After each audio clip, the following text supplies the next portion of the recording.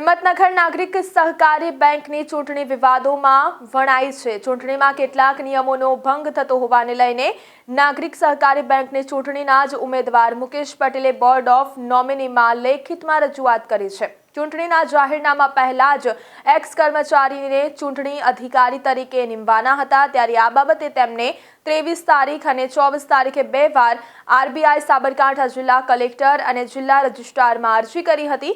નોંધનીય છે કે 26 તારીખે જ જાહેરનામું બહાર પડાયું, ત્યારે તેમાં એક્ટના સુધારા બાબતે કોઈ જ માહિતી અપાઈ ન હોવાનું તેમણે આક્ષેપ કર્યો છે અને આ બાબતે તેઓ બોર્ડ ઓફ નોમિનીમાં ગયા છે। તો બોર્ડ દ્વારા સમગ્ર મુદ્દે 2 તારીખની મુદત આપવામાં આવી છે। ઉલ્લેખનીય છે કે કેટલાક ડિરેક્ટરોએ મુદત પૂર્ણ થયાના થોડાક દિવસો પહેલા રાજીનામા ધરી દીધા છે, ત્યારે આ સમગ્ર મામલે હવે મુકેશભાઈ પટેલે છેક સુધી લડવાની તૈયારી શરૂ કરી છે।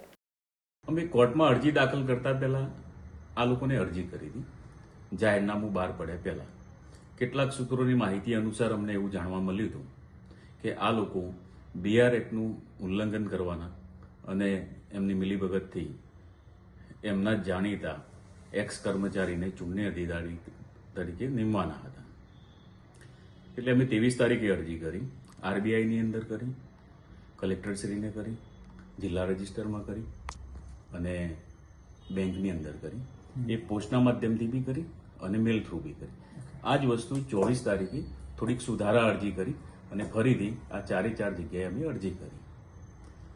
તેમ છતાં એ લોકોએ 26 તારીખે જાહેરનામું બહાર પાડ્યું। જાહેરનામાની અંદર એ એક્ટનો સુધારો થયો છે એ બાબતની કોઈ માહિતી હતી નહીં,